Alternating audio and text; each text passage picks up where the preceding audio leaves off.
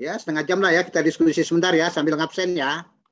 Jangan lupa absen di IPB Mobile.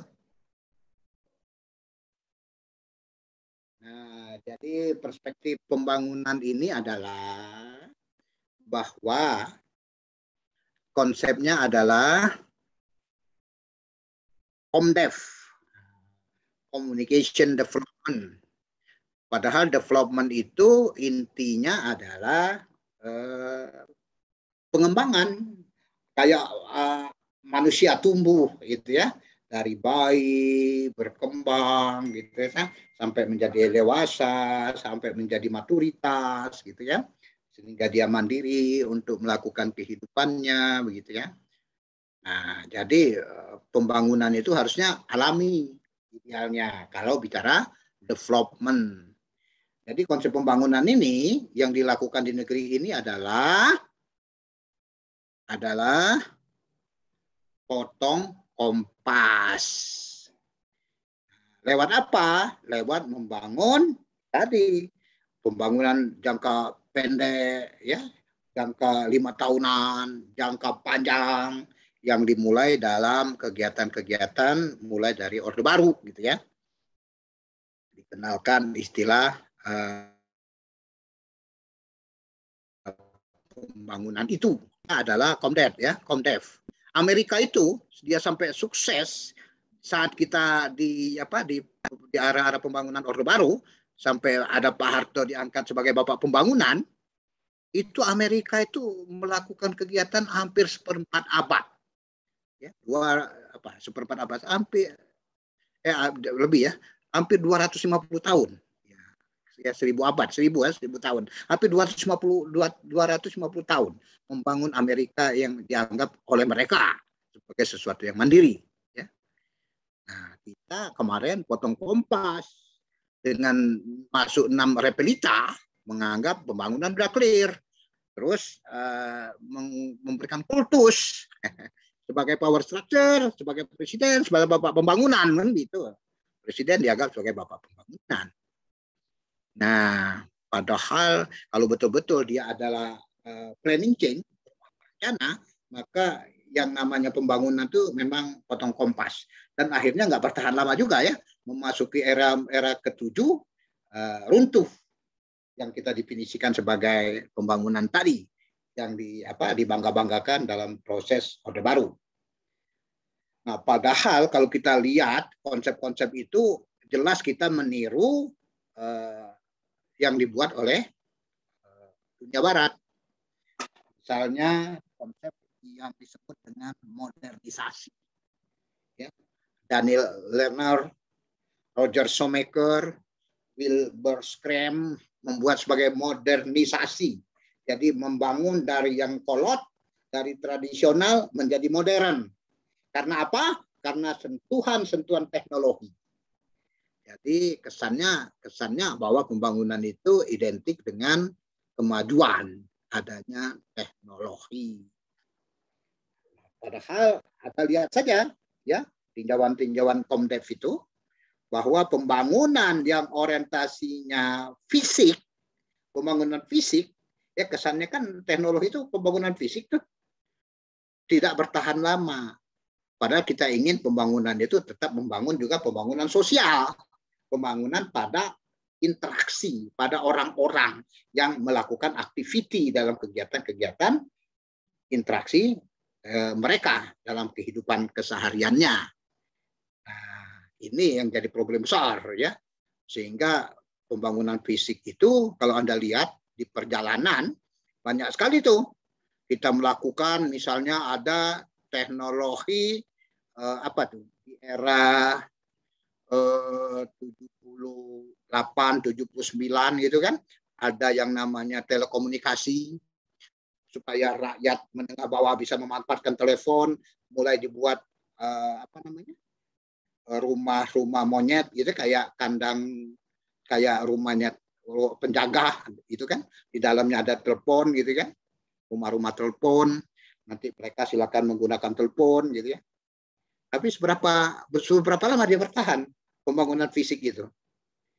Ya, enggak tahan sebulan, enggak tahan 3 bulan, tinggal tempatnya doang, gagang teleponnya entah kemana, gitu ya. Budaya orang memanfaatkannya semaunya, budaya antri juga nggak clear, misalnya begitu ya. Karena tadi pembangunan sosial lupa kita mengikut sertakannya. Seolah-olah modernisasi adalah teknologi, modernisasi adalah pembangunan fisik.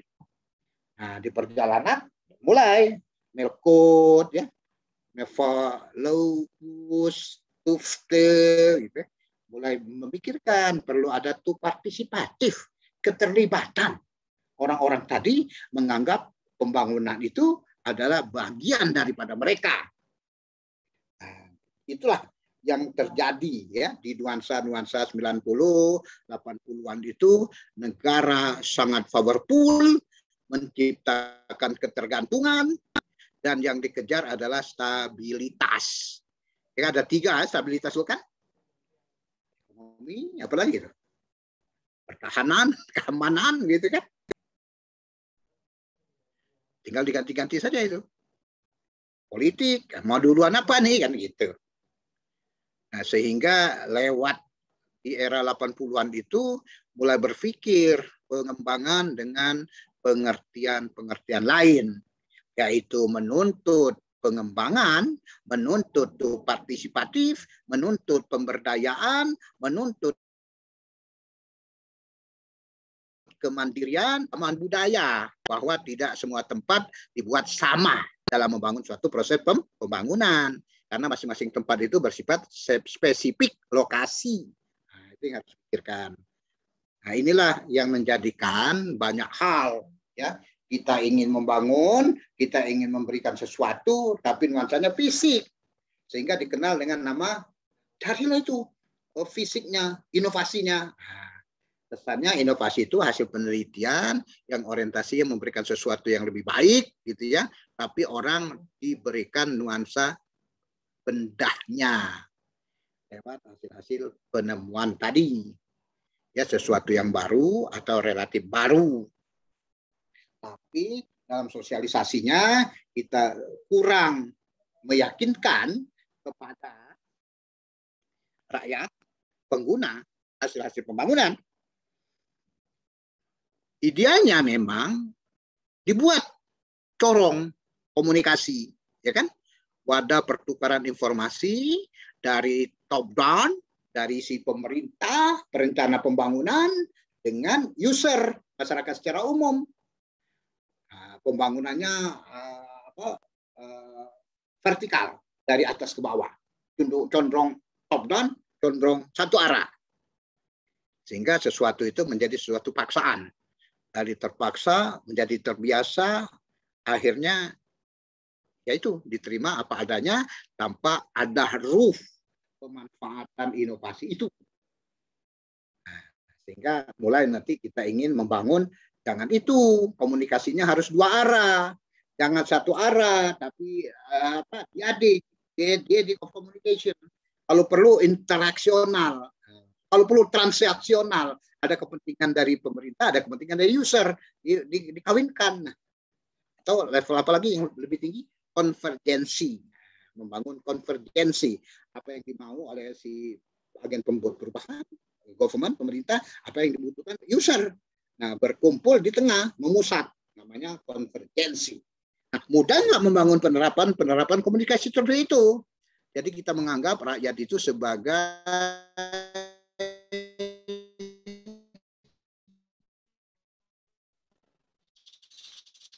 ekonomi, apakah itu pembangunan pertahanan keamanan, apa itu pembangunan politik, semua cenderung membuat user masyarakat itu sebagai objek pembangunan. Nah, inilah susahnya kita. Sehingga kita ingin komunikasi pembangunan itu berkembang menjadi Komdev, kalau bisa menjadi SUSDEP, sustainable develop. Syukur-syukur konsepnya planning change itu, perubahan berencana itu pada social change, perubahan pada orang-orangnya. Nah, gitu ya. Jadi orangnya dulu mau, baru muncul teknologi. Kira-kira itu, sehingga menuntut partisipatif. mulailah dari merencanakan apa yang mau kita buat dalam pembangunan itu, ajak user, ajak masyarakat, bangun kolektivitas, buat konsensus, buat kesepakatan. Sehingga muncullah sekarang ini, kalau kita lihat di level desa itu suka ada musyawarah desa, musbang, des, kan? Didiskusikan, lantas oh ya ini dibutuhkan, diusulkan menjadi suatu rencana.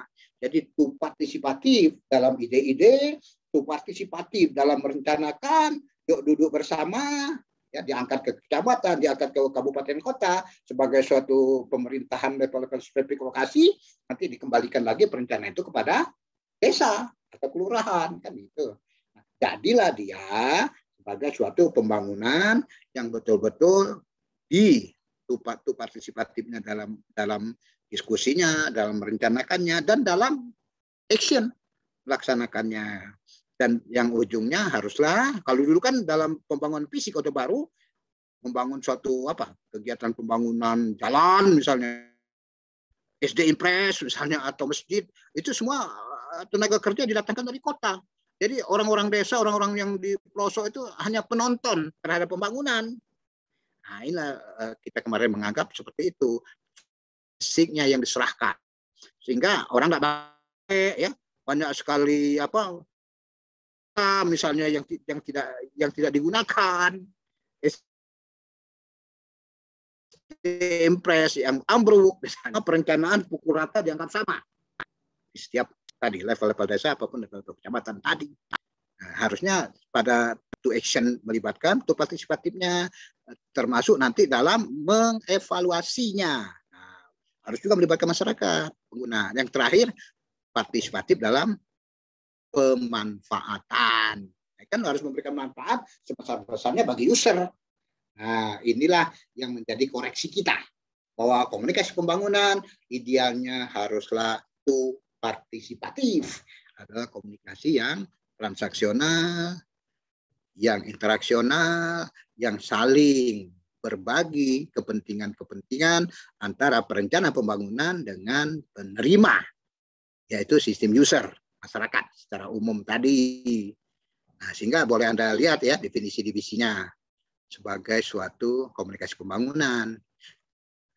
Yang kalau saya melihatnya sebagai planning change saja, sesuatu yang disiapkan, yang direncanakan, jelas arahnya, jelas visi misinya, ini aktivitasnya, nanti melibatkan partisipasi masyarakat, dan ini target-target yang harus dicapai. Selebihnya ajak mereka bersama melakukan kegiatan pembangunan tersebut, ujung-ujungnya harus jangan lupa dia harus dimonitoring, evaluasi. Nah, itulah gunanya corong-corong komunikasi dalam pembangunan. Nah, ujungnya lagi adalah didiskusikan supaya memanfaatkan hasil pembangunan secara proporsional. Nah, di sinilah perlunya strategi. Di sinilah perlunya keran-keran komunikasi yang menghubungkan antara keinginan, kepentingan, harapan antara pemerintah sebagai perencana perubahan dan masyarakat sebagai pengguna perubahan-perubahan itu. Nah, tentu nanti banyak masalah sosial, banyak hal-hal yang belum merata, banyak terjadi penyimpangan gitu ya.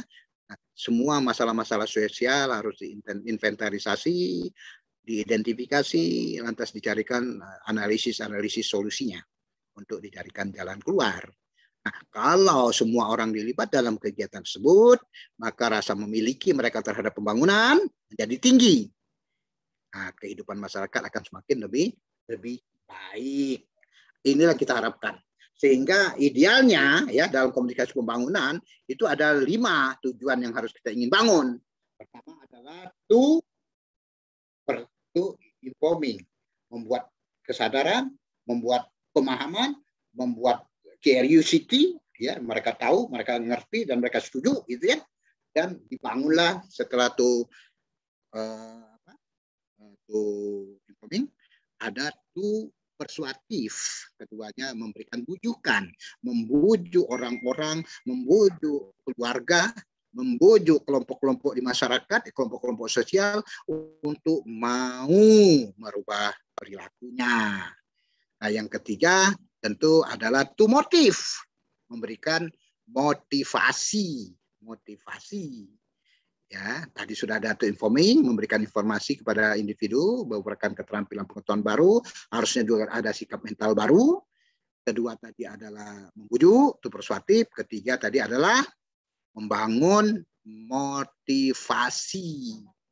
Nah, yang keempat harusnya to educate, mendidik masyarakat, termasuk nilai pengetahuan, values, norma-norma sosial yang terus harus dirubah menjadi lebih baik. Ujung-ujungnya membangun peradaban yang juga lebih baik. Nah, yang terakhir ya, keempat, yang kelimanya adalah to entertain. Ada orientasi untuk menghibur masyarakat dengan dia sudah berpartisipasi aktif, dia memanfaatkan hasil pembangunan secara proporsional dan memberikan kepuasan bagi masyarakat itu sendiri. Nah, jadi kita ingin tujuan komunikasi itu, kalau Scrum, Weber Scrum menambahkan itu, jadikanlah fungsi watchman, bahwa masyarakat itu berfungsi bukan sekadar menonton ya kegiatan-kegiatan pembangunan, tapi dijadikan keterlibatan ya, partisipatif, yaitu mengajak mereka menjadi subjek pembangunan. Nah, untuk itu tujuan pembangunan harus fungsi polisi, itu harus betul-betul dibuat mantap.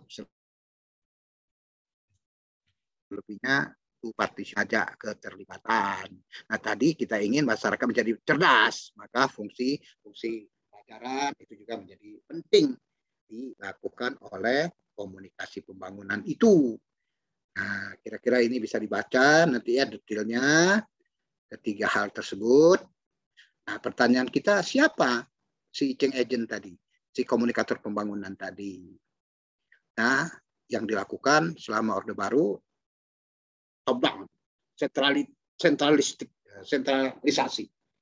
Nah, akhirnya di era keruntuhan Orde Baru muncul otonomi daerah, desentralisasi, kekuasaan dibagi-bagi di level kabupaten kota kan gitu ya. Karena tadi ketidakberimbangan ya, antara pembangunan di setiap wilayah. Untuk itulah dibangun undang-undang otonomi daerah itu. Dan tetap kita batasi ya, ada 17 kalau nggak salah pembangunan yang memang tetap harus di level pusat. Nah, itu ada dibaca ya di web tentang pembangunan yang dibangun oleh negeri ini. Nah, tentu pembangunan ini supaya bisa dikawal, supaya bisa partisipatif, supaya tidak bisa memberikan informing, persuasif, motif, maka dituntut peran komunikasi di setiap program-program pembangunan. Nah, jadi tidak bisa sentralistik betul, tapi di setiap program-program pembangunan. Nah, program pembangunan di negeri ini kan juga dibagi di mana? Di Kementerian Teknis yang punya program sampai menyentuh kepada masyarakat desa sebagai sasaran yang akan dia coba rubah dengan program-program mereka. Nah, disinilah harus dimainkan ya. Bagaimana komunikasi pembangunan itu melahirkan strategi memperdekat pesan-pesan pembangunan kepada komunikannya. Lewat apa? Lewat media komunikasi, lewat corong-corong komunikasi yang betul-betul membicarakan, menyelesaikan, membahas, dan mencarikan penyembuhan terhadap enemy sosial, masalah-masalah sosial yang ada di masyarakat, sehingga masyarakat menjadi lebih baik. Ini yang harus menjadi pegangan kita, ya. Yang tadi cirinya ada 4 yang saya sebutkan di atas tadi. Nah, jadi apa komunikasi pembangunan itu? Salah satu orang katakan ya buat penyuluhan, buat namanya extension, suatu metode memberikan penyadaran terhadap 3 efek perubahan, yaitu efek kognitif, efek afektif, dan efek konatif. Kalau di penyuluhan suka dibatasi, itu kan komunikasi ya, kognitif, efektif, konatif, efek of komunikasi. Di penyuluhan ada perubahan kognitif, sikap mental, dan psikomotorik, kerja otot. Nah, kognitif juga kalau bahasa komunikasinya. Nah, mulailah bermain di masing-masing sektor, apakah pertanian, apakah peternakan, apa perikanan, apa kesehatan, apa keluarga berencana, atau pembangunan ekonomi, gitu ya, pembangunan pendidikan, semua membangun kegiatan-kegiatan penyuluhan. Kalau Anda baca ya progres-progres di web dalam pengalaman sejarah pembangunan selama di Orde Baru, itu ada 16 departemen teknis yang punya corong penyuluhan. Nah, corong-corong sampai ke desa, sampai kepada kecamatan, dia punya petugas penyuluhan. Misalnya kalau pertanian, dia punya PPL, penyuluh pertanian, yang harus tinggal di desa, kan gitu ya. Ada kehutanan, ya, penyuluh penghijauan, macam-macam. Hampir ada 16 dinas teknis. Di zaman Jokowi dikatakan dinas itu sebagai kementerian. Kementerian teknis Jokowi sekarang malah ada 18 yang memiliki kerja fungsi penyuluhan itu.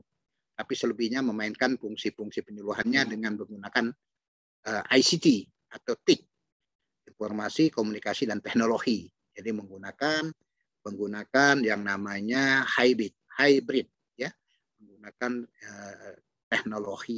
teknologi yang namanya digitalisasi. Makanya nanti dia menggunakan kegiatan-kegiatan komunikasinya sudah menggunakan komunikasi digital. Nah, kalau dulu masih ada kunjungan pemakai, ada forum-forum mendengarkan kegiatan penyuluhan lewat diskusi kelompoknya.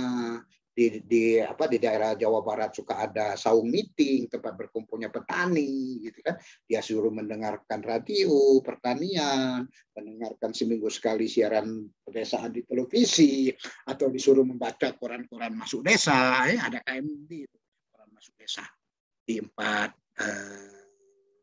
kabupaten Jawa Barat. Kan dia punya itu koran masuk desa. Dan setelah petani baca, petani dengar, petani menonton di TV-nya, silakan didiskusikan dalam saung meeting mereka. Itu zaman dulu ada tuh namanya DPEN, Departemen Penerangan. Nah, dia punya namanya penyuluh, namanya Jupen, guru penerang. Adanya di kecamatan. Karena dia tidak cukup orang-orang yang harus ditempatkan di setiap desa.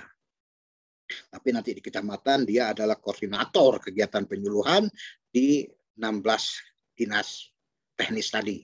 Di era Jokowi ini silakan Anda analisis ada 18 kementerian teknis yang mengerjakan seperti itu. Tapi secara di lapangan tidak berjalan dengan baik. Lebih-lebih karena kasus pandemi COVID, ya. Oleh Mbak COVID ini terpaksa kegiatan penyuluhannya menggunakan daring. Kegiatan-kegiatan online. Jadi meninggalkan luring ataupun offline. Nah, ini suatu hal-hal yang menggelitik gitu ya. Kalau dulu kan orang sampai berkumpul, datang ke desa, sambil mereka mengerjakan apa gitu ya. Langsung praktek, ada demonstrasi cara, ada demonstrasi hasil. Oh ini penanggulangan sampah misalnya, langsung praktik mereka melakukan terhadap penyuluhan lingkungan misalnya kan. Jadi ada Kementerian Lingkungan Hidup itu melakukan juga PPL mereka gitu, melakukan kegiatan seperti itu. Tapi begitu ya, di desa itu namanya kalau di tingkat kecamatan namanya PLKB, petugas penyuluh lapangan keluarga berencana. Nah, tapi nanti di desa dia punya namanya tingkat desa penyuluh keluarga di level desa. Nanti masih kurang orang juga, dia bentuk kader orang-orang setempat yang punya komitmen untuk membantu itu. Dia ada tambahan-tambahan kegiatan itu dengan kalau dia terlibat dikasih honor misalnya, namanya kader orang-orang desa tersebut. Namanya PLKB, ya, penyuluh lapangan bencana. Nah, jadi macam-macam ya kegiatan-kegiatan komunikasi pembangunan tuh zaman Orde Baru saya ingatkan lagi ada 16, zamannya Jokowi ini silakan dicari ada 18 Kementerian Teknis yang melakukan kerja komunikasi pembangunan. Nah, inilah contoh-contoh konteks-konteks komunikasi yang memanfaatkan media komunikasi.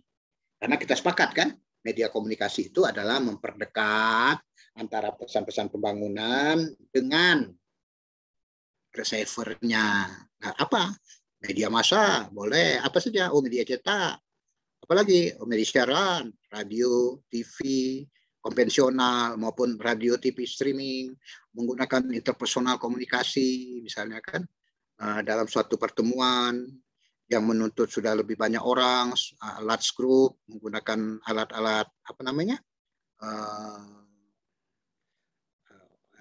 LCD, misalnya menggunakan mic, mikrofon, macam-macam, supaya bisa terdengar dan fokus perhatian tinggi, begitu kan? Dan juga melibatkan kawan-kawan opinion leader, karena membangun opini, merubah opini masyarakat itu nggak mudah.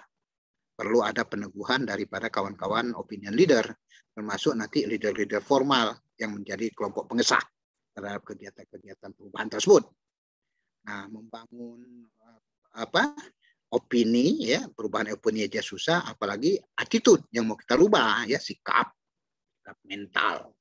Nah, di sinilah mulai dituntut pendekatan tatap muka lewat media forum. Tadi kalau Departemen Penerangan pakai kelompok pencapir, kelompok pembaca, pendengar, pemirsa, misalnya ada radio komoditas, misalnya kan, ada menggunakan IT, ya, menggunakan computerized, cyber ekstensi, sudah pakai telecenter, sudah pakai juga yang media-media sosial, pakai WhatsApp, pakai tweet, ya, pakai Instagram, ada 7 macam itu jenis-jenis daripada